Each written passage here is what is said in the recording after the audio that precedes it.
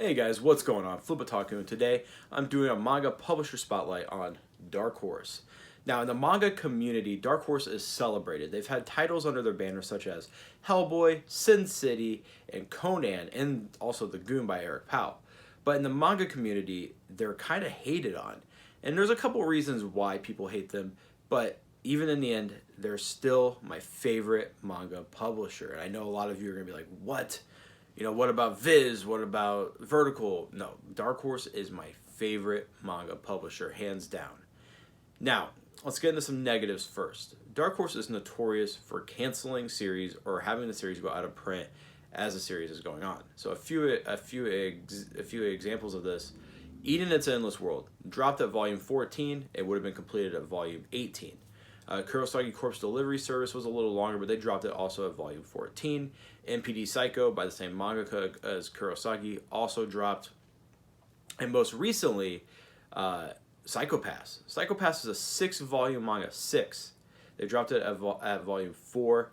Now, they haven't officially come out and said, hey, we've dropped the series, but it's been over a year and a half without a volume. It's safe to say that it is gone.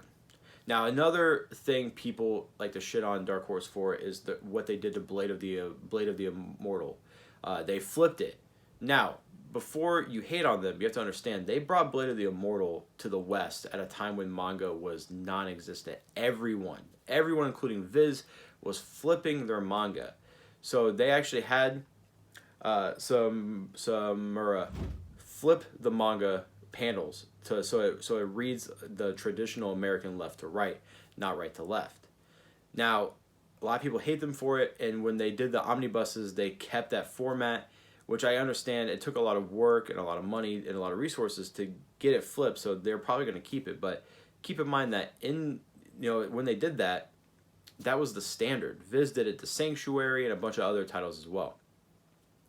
Also, they were the first company to bring Akira to black and white. So Akira was on Epix Comics, and it ran, I think, like a 38-issue like floppy series, and they did a full color run. Epix was, of course, owned by Marvel. Dark Horse was the first company to bring it to you guys in black and white. They didn't flip it. They didn't, put it back in its original format, but they did bring it in black and white. And I one day want to track down those single issues of Akira because the coloring is just beautiful. Now, all the negatives aside, Dark Horse is my favorite company because their manga speaks to me. I recently sat down and did a top 10 favorite manga list of all time, and 4 of them are current Dark Horse titles, and one of them being Akira was previously a Dark Horse title. Now, the titles I'm talking about are Berserk, Gantz, Blade of the Immortal, Lone Wolf and Cub, and of course Akira. And out of all the other publishers, they had the most. They had 5 titles. 4 titles for sure. 5, I would give it to Kodansha, I guess. Their box set is just absolutely beautiful. But no other company, no other publisher had that many titles on my top 10, and not even on my top 15. So, but one thing I do want to complain, this is my personal gripe with Dark Horse, is that there's not a standard size format for their manga. It varies all over the place. It goes literally just all over. With Viz, you get their shonen books, you know what size they're going to be. Viz, you get their signature editions, you know exactly what size they're going to be. But with Dark Horse, this is 4 different manga.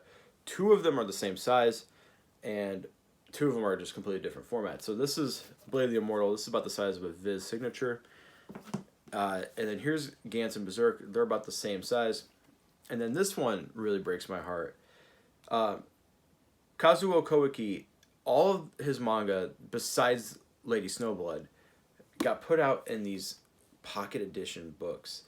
And it kind of sucks because this story is not only a story told through its dialogue, but through its visuals as well.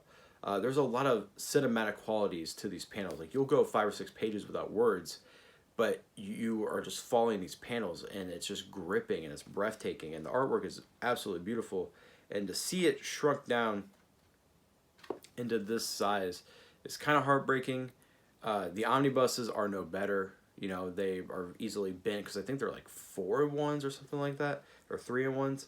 The paper quality is not good. The spine quality is not good.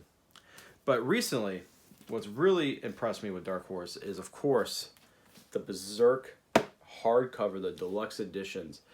These have got to be selling well. They are, Volume 1 was sold out almost instantly on in-stock trades and Amazon. They did a second print run. Those also sold out. Volume 2 is coming out really, really soon. But these are just, this is one of the best manga volumes I own in my collection.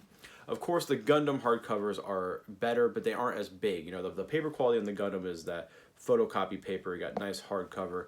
But this, I love this. And I also love how they include a little black ribbon for the Black Swordsman. And I also want to praise Dark Horse for putting out a lot of Clamp titles too. This is Rigveda, which is my personal favorite Clamp title.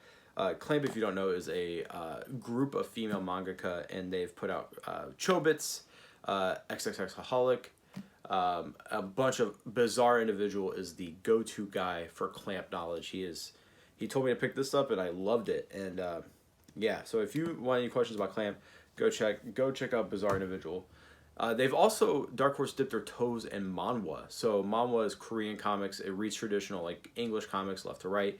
And out of the 4 Manhua that I own, 2 of them are Dark Horse titles. I did a review on Banya, and I was very lukewarm on Banya, but Shaman Warrior, which is a incredible Manhwa, I'll be doing a review on that too, is just top notch. Like, might be top 20 of my favorite comics of all time.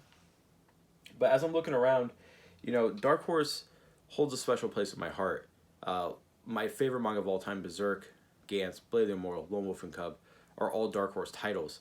And even though I understand why, they drop series, they are an independent company. I don't know if I stated this, but, you have to look at it through a business perspective.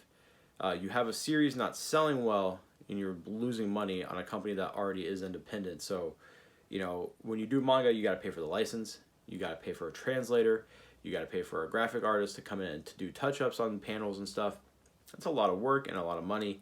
And then you got to publish it. You got to actually print the book, and that also costs money. So if, Eating It, It's an Endless World, sadly, probably wasn't selling that well.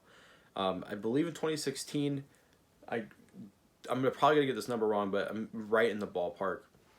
When volume 36, I believe, of Berserk was coming out, or 37, right in the late 30 volumes, they made a post saying Berserk was the best-selling comic under their name, and it sold 1.8 million copies.